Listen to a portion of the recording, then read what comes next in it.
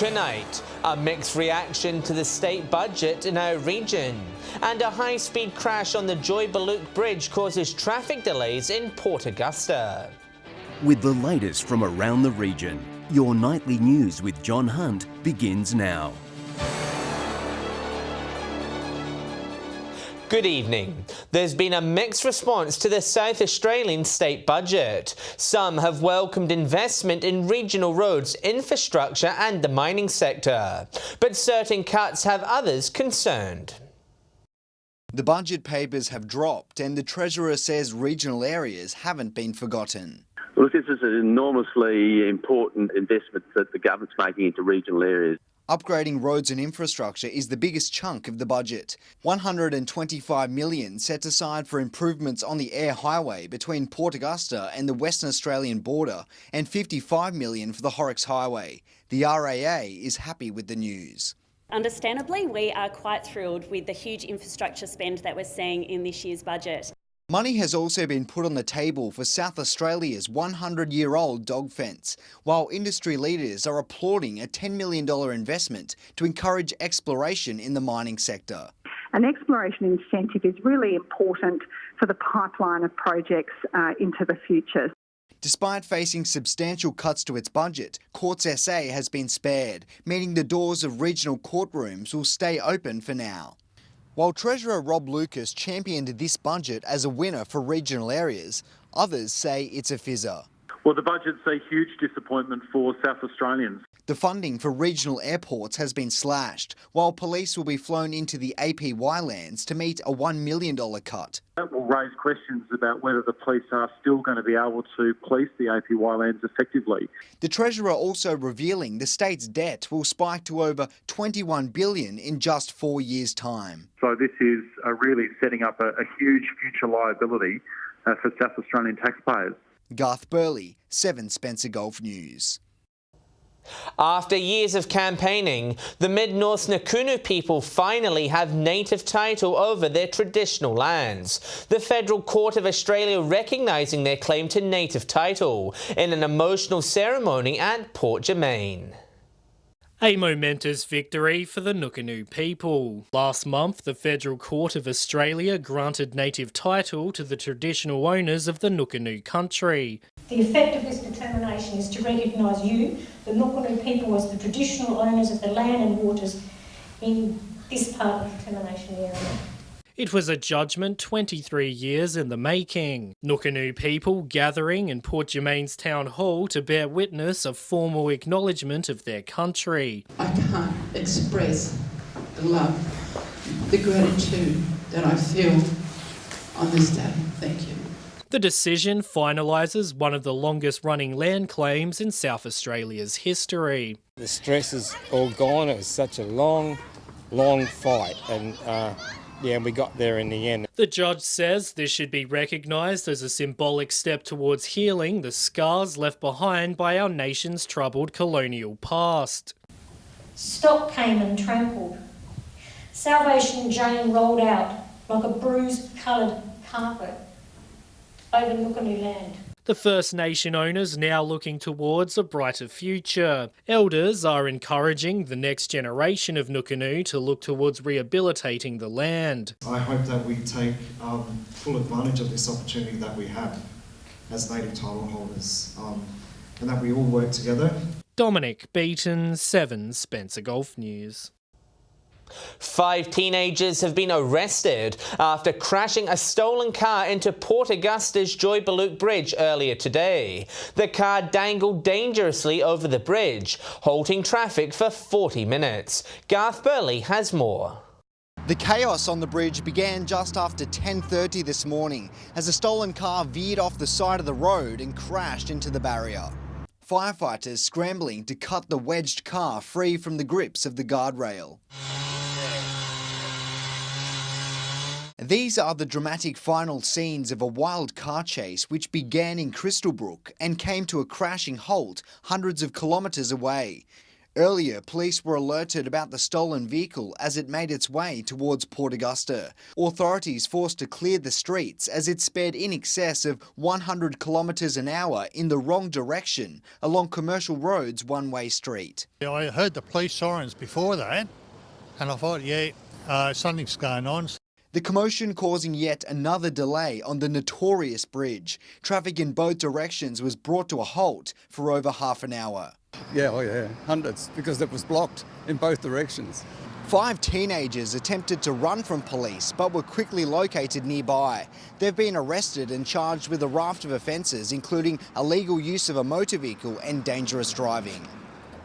Meanwhile, a Broken Hill man has pleaded not guilty to a raft of charges following a dramatic arrest Tuesday morning. Patrick Ranke has the details. Just after 5 o'clock yesterday morning, police found the 34-year-old man hiding in a house on Wilson Street. Police allege he violently resisted arrest, causing officers to use capsicum spray to control him. Yeah, it was a violent struggle. One of the things that it was all recorded and captured on body-worn camera, which is now issued to the New South Wales Police Force. The man was eventually arrested and taken to Broken Hill Police Station. He was charged with an array of offences, including 3 counts of assaulting police and resisting arrest. He was also charged with a number of traffic offences that occurred last week: dangerous driving, predatory driving and engaging in a police pursuit. If there's anybody who harbours these types of people that are wanted and known to be wanted by police, we will be taking action against them. It's quite serious offences. It causes a danger to the public and it's ongoing. It's unnecessary. Prior to Tuesday morning's arrest, the 34-year-old was also wanted for break and enter, breaching parole and domestic violence offences. The man pleaded not guilty to all charges and did apply for bail. The matter has been adjourned till next month. Still to come tonight, a desperate need for volunteer drivers in Whyalla, and Eyre Peninsula school students learn about the value of recycling. Welcome back.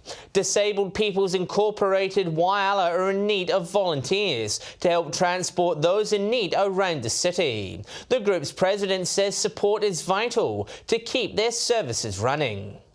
Driving for 40 years, Disabled People Whyalla is a popular and well-used service. Pick up people from their homes and take them to wherever they go. Obviously, doctor's appointments and medical appointments take priority. The oldest volunteer is currently 75. With just 16 volunteers working Monday to Saturday, they're stretched to the limit. Start at 7:30 in the morning and probably finish around about 5:30, something like that, some nights. And do about 140 k's a day. Greatly important because there's elderly and disabled people that can't or haven't got their own transport. The president says they're in need of extra support. Desperately need drivers, especially because we can't. 16 drivers is just enough. Volunteers say it's a rewarding service. Part of the community, I know a lot of people used to work with. And of course, some of our clients nowadays, and it's great that we can still help them out. Anyone interested is being urged to get in contact. All our vehicles have got phone numbers on them. They can ring that or come to where our depot is. Shari Hams, 7 Spencer Gulf News. Port Lincoln's rail depot could become a heritage-listed building after an application was lodged to the government. The depot was constructed in the 1920s and is just one of 2 still remaining intact from that era in South Australia. Locals feared for its future following the closure of the century-old grain railway last month. They say many of the features of the facility are worthy of preservation and protection. There's many features down here which should be preserved. Even the drop pit for the dropping the bogies out of diesel electric locomotives, that's still in use, so it's a full up and running workshop currently. The heritage application will be considered by the government later this year. A joint agreement has been created between the Education Department and Port Pirie Council to enable the shared use of Memorial Oval for Port Pirie West Primary. The school, located across the road from the facility, will now have priority use of the oval during school hours between 9 a.m. and 3:30 p.m. But after school hours and on the weekends, the community can use that facility. So I guess from our community point of view, it's a really good outcome in that we don't have two separate ovals. Council says the public will have access to the grounds for community use outside of these hours.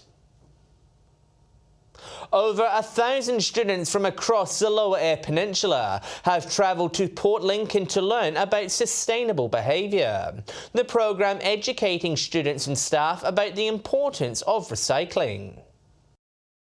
Bringing the war on waste to the Eyre Peninsula, this group is shining a light on our environment and how to look after it. We've discovered huge issues with the amount of plastics that we have, so trying to avoid the amount of plastic packaging is really good. We've got some examples, we've been doing some bin audits. 8 schools from around the region attending the Wipe Out Waste performance, a show travelling around the state encouraging sustainable behaviour. It's also a really good time to engage with parents about what sort of things you're putting in lunch boxes, because about a half of what goes into school bins is coming from lunch boxes. The show using comedy and some magic to highlight the issues. Ms Hendricks says 90% of school rubbish can be recycled. Some sites that we've worked with who've reduced the amount going into the landfill bins by up to 95%. We do composting, we have a worm farm, and we wanted to educate the children more about reduce, reuse and recycle. Classrooms were challenged to use miniature-sized bins to help limit waste. It's for the landfill, and you put all the bad scraps into it, but you only need a little. Nathan Rector, 7 Spencer Golf News. Wireless Pink Spirits are planning to turn the city pink later this year. They're calling on the community to join the fight against the disease, which affects 1 in 8 Australians.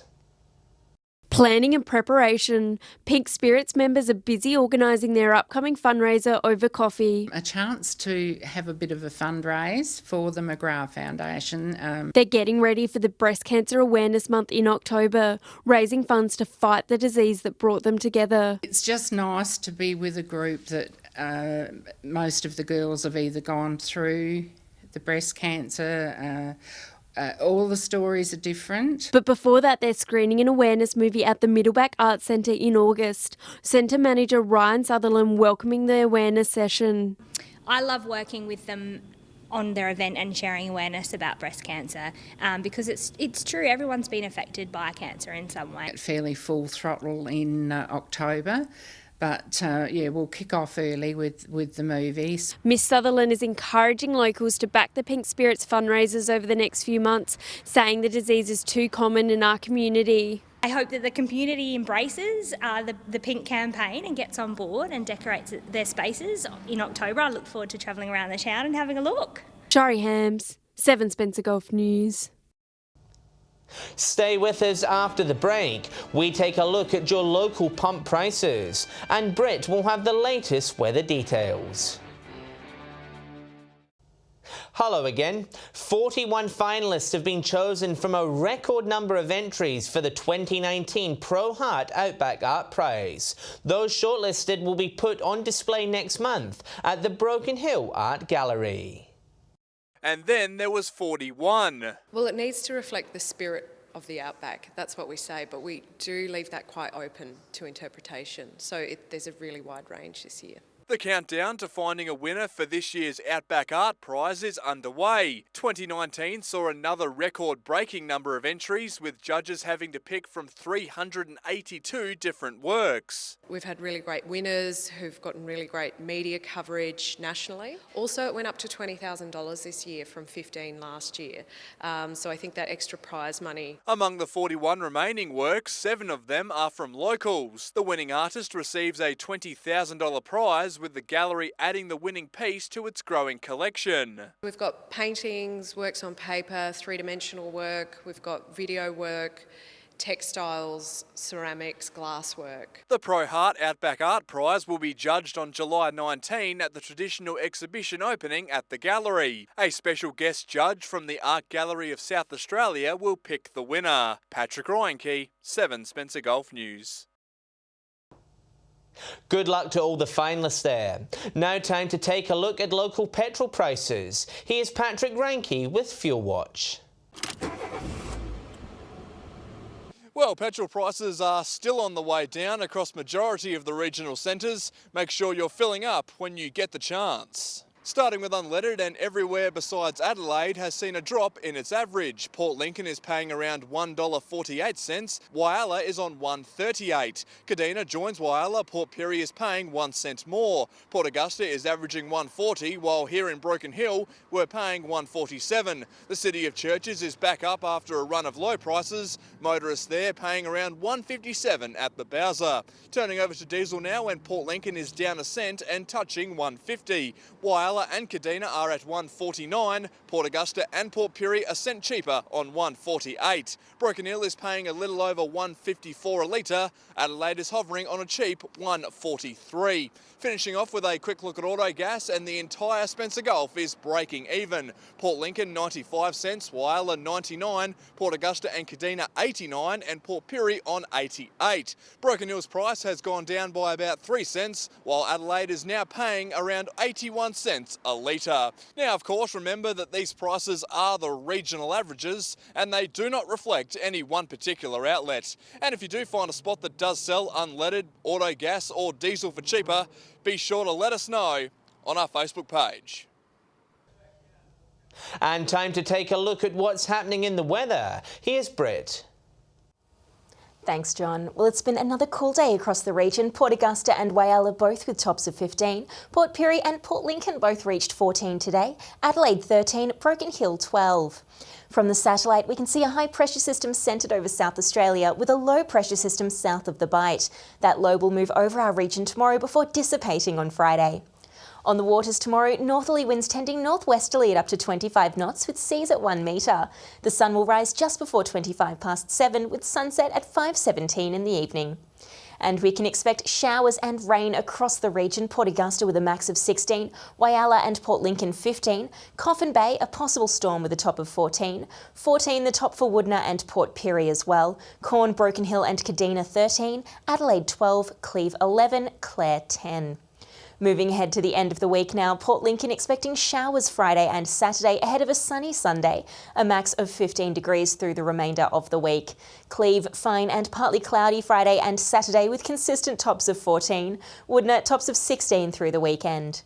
Whyalla looking fine with sunny conditions expected on Sunday, much the same at Port Augusta, both centres expecting maximums in the mid-teens. Kadina with showers on Friday, a fine day on Saturday and morning frost on Sunday. Port Pirie, fine Friday and Saturday ahead of some Sunday sun. Clare with more showers on Friday and frosty mornings through the weekend. Broken Hill, a chilly morning on Friday, Saturday mostly fine and a sunny day on Sunday. And John, I don't know about you, but I'm looking forward to a sunny Sunday afternoon. Just need to get through the rest of the week first. We're almost there, Britt. We've climbed the top of the mountain. It's now time to go downhill to the end of the week. Thanks for that. And that's the local news this Wednesday evening. Thanks so much for your company. I'll have some updates later in the evening, but until then, enjoy your evening's viewing here on 7. On behalf of the team, it's good night.